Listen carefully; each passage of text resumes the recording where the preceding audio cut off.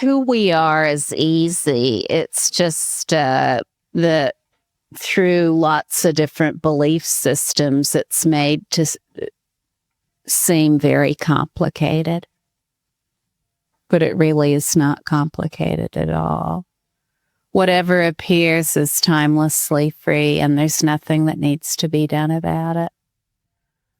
In the restful alertness of complete perceptual openness in all experience, everything is seen as it is. The restful alertness of complete perceptual openness in all experience is like a whirling blade that cuts through all points of view. There's no way to hold on to them. What seemed to be so important and significant a moment ago now is not. And it's just the most amazing, miraculous thing. Because all of the software we've been running that we thought to be so important, when we rest as awareness, we uninstall it just like that. We completely uninstall it. It's just not running anymore. Once we see the great pervasive emptiness of everything as it is, then it's like running Windows 98. No one would want to do that now unless they were a tinkerer with some old machine.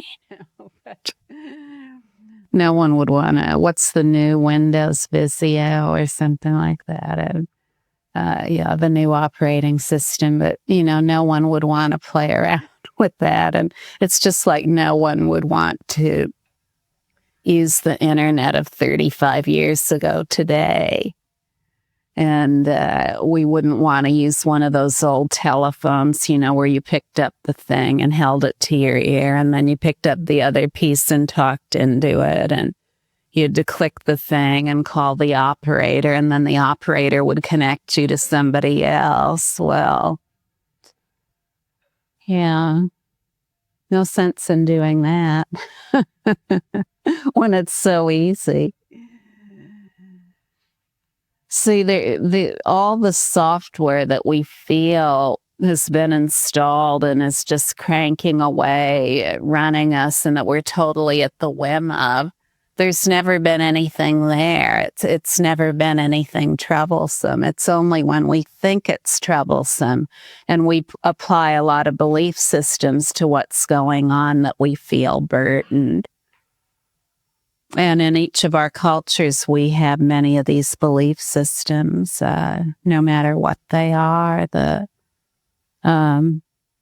Things like sin, original sin, karma, reincarnation. And some of these are very strong because most people I meet who believe in karma believe that there's somehow karmically bound in some way that does not allow them to realize their natural state, and believe that there are other people who aren't karmically bound, and that those are the people who can realize their natural state.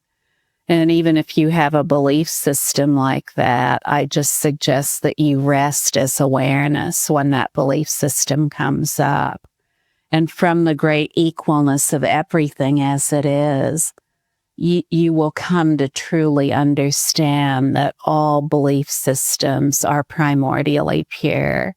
There's never been a belief system or a point of view called karma or reincarnation or original sin or any kind of sin anywhere in the primordial purity of the great equalness of basic space. So, and what I'm saying, it's really not against any beliefs like Hindu beliefs or Buddhist beliefs either. The epitome teachings of both Buddhism and Hinduism say exactly what's being stated here. They all say that karma and reincarnation have never existed. They exist only within points of view. When we take points of view to be real, then they exist there. They seem to exist there. But when we rest as the naturally, greatly perfect, totally simple equilibrium of basic space that is the entirety of everything as it is, then we come to realize that we have always been entirely beyond time and space. We've been entirely beyond causation. We've been entirely beyond all labels that attribute significance to anything.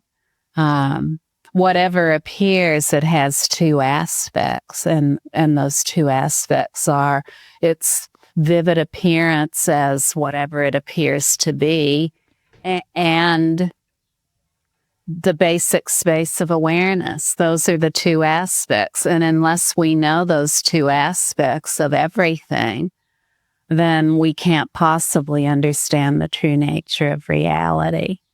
If an appearance comes up and all we know about it is its label, then we'll just see it as really being something in its own right. We'll see it as having an independent existence. We'll see it as having an identity. We'll see it as something substantial in its own right. And then, we might say, oh, everything is empty, and flip over into that state.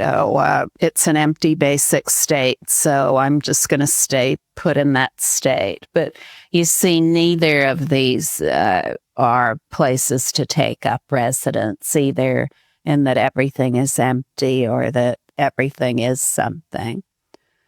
Forever stainless space has never held to anything. It's never gotten stuck anywhere, not in any extreme, either that things exist or they don't exist. So if we say things don't exist, then that's just another point of view. In the natural rest of total purity, there's no need to do anything about anything. And what naturally comes about and is naturally occurring and inseparable from who we already are is an immaculate wisdom that's completely beyond dictionary labels and beyond thinking, completely beyond words and concepts. That when we rest as awareness, rather than relying on thinking and ideas about causation and time and space to solve problems, what naturally occurs and is already present and inseparable from that complete rest as awareness is immaculate wisdom, wisdom that is entirely beyond all points of view. And this clear light of wisdom, it doesn't rely on conventional ideas about anything, as it is entirely beyond causation, entirely beyond time and space, but yet has total all-knowingness of causation and time and space. It's able to solve problems in a potently beneficial way that would never be possible through ordinary thinking. So that's what to do about suffering. What to do about suffering is that we're plummeting into more and more suffering by taking ourselves to be our software programming of all our thoughts and emotions. And right now, humankind is continuing to use a very primitive mind. But we're at a critical juncture, and it requires that we evolve into this new mind of total wisdom that is filled with great powers beyond anything that most people can even imagine. This is what we need today in our world. We don't need more thinking. Our best thinking has gotten us where we are. And it's not pretty. When we're all wrapped up in our thoughts and emotions and how we're going to feel comfortable in the world by rearranging those thoughts and emotions, we could call that the identity with points of view. So an identity based on points of view. We substantialize ourselves through our points of view, and we substantialize others through points of view, and we separate ourselves out from others by doing that. So there's a self and an other.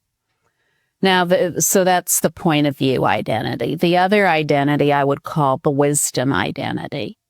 Now, the point of view identity, its thoughts and its, so its mind, in other words, and its speech and its qualities and activities are all about me. You know, they're all focused on me and my points of view and how I'm going to keep getting some good points of view and get rid of the bad points of view and have a somewhat happy life. So as we rest as awareness, a shift naturally and organically occurs from this point of view identity to the wisdom identity. As the wisdom identity is already present, it's not a destination we're going to. From the very beginning of resting as awareness, the wisdom identity becomes obvious.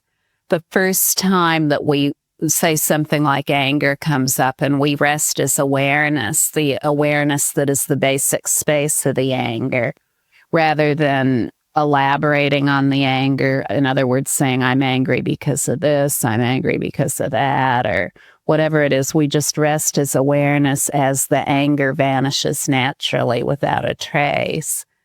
Then we see the wisdom benefit of that appearance. We automatically see the wisdom benefit of that appearance. We automatically see that that appearance is not separated out from awareness, and it's not separated out from wisdom. And as we strengthen ourselves in that, the wisdom identity becomes more obvious. And the wisdom identity, rather than the body, speech, mind, qualities, and activities all being wrapped up in me, they're all about what will benefit the whole. But this is totally uncontrived and unstoppable. It's not something that is developed, cultivated, learned. It's naturally present, and it's completely unstoppable in its great waterfall of cascading benefit. This just comes about naturally. So then the thinking of the mind and the emotions are all related to the benefit of the whole. The qualities and activities of life are related to the benefit of the whole.